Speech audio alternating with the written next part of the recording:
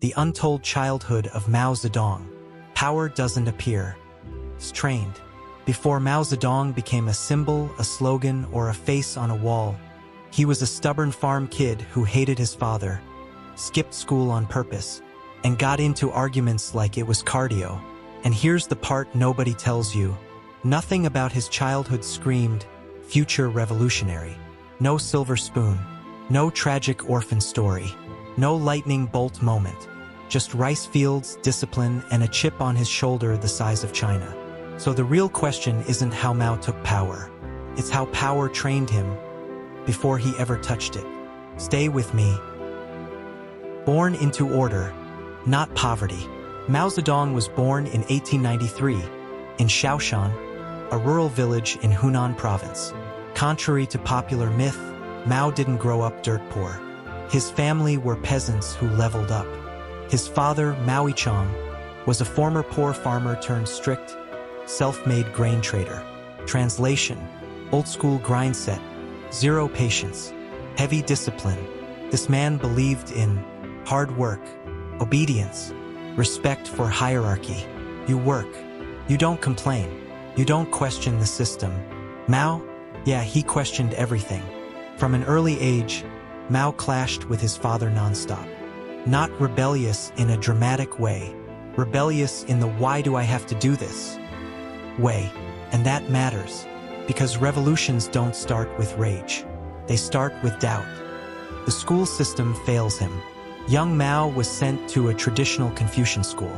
Memorization, obedience, no creativity, no debate. Basically, don't think, just repeat. Mao hated it, not because he was dumb, but because he was curious and argumentative. He'd read ahead, challenge teachers, ask uncomfortable questions. That didn't make him special. It made him a problem. And instead of being rewarded for thinking, he was punished for it. Here's the uncomfortable truth most documentaries skip. Systems don't fear stupidity. They fear independent thinkers. Mao eventually quit school, shocking his family. In early 1900s rural China, that was social suicide. But here's the twist. He didn't stop learning. He just stopped asking permission. Books over bosses. After leaving school, Mao did something wild for his time. He read obsessively. Not just classics, but banned ideas, radical philosophy, Western political theory. He read about revolutions in Europe, class struggle, power dynamics, history told from the bottom, not the throne. This wasn't teenage rebellion. This was self-education with a purpose. And here's the psychological shift happening quietly. Mao wasn't just learning facts. He was learning how narratives shape obedience. He noticed something. Every system tells kids the same lie. This is how things have always been. That line? It never ages well. The father problem. Let's talk about the elephant in the room, his father. Mao later described his father as harsh, authoritarian, and emotionally distant. And whether that's fully fair or not, the impact is undeniable. His father represented authority without empathy, rules without explanation, power without accountability. Sound familiar? This dynamic trained Mao early to see authority as something imposed, something challenged, something eventually overthrown. Psychologists will tell you this plainly. Early power conflicts don't disappear. They scale. Mao didn't just grow up resenting his father. He grew up studying how control works. Humiliation as fuel. Here's a detail that rarely makes the highlight reel. Mao failed. A lot. He was mocked for his rural accent, dismissed by elites, treated as intellectually inferior. Instead of breaking him, it did something else. It slowed him down. He learned patience, observation, long-term thinking. While others chased titles, Mao chased influence. That's a big difference. Titles disappear. Influence compounds. What his childhood actually taught him. Let's zoom out. Mao's childhood didn't give him power. It gave him a blueprint. From his father, he learned discipline, endurance, how authority enforces compliance. From school, he learned systems resist change, Independent thought is punished. From books, he learned, ideas move faster than armies. From humiliation, he learned, time favors the patient.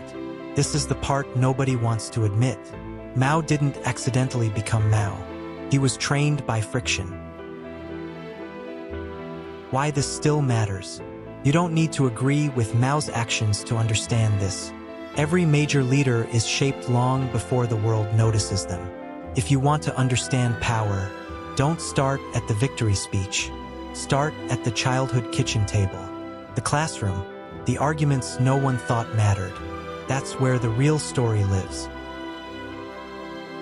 If this changed how you see power, even a little, save this.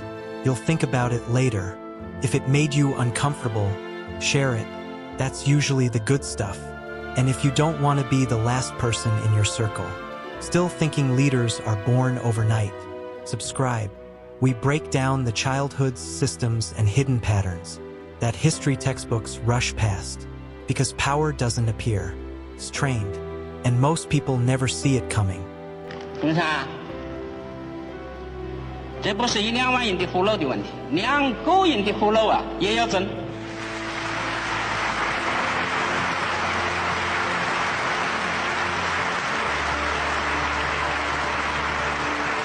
不是我们人口多，几万人丢掉就不要紧，1个人也不能丢掉。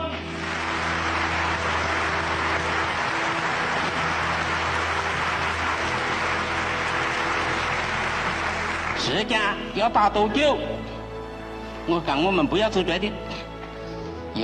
过去是由到了门，以后是由20后或者美国的将来的什么总统由他们去决定。就是说，他们要打多久就打多久。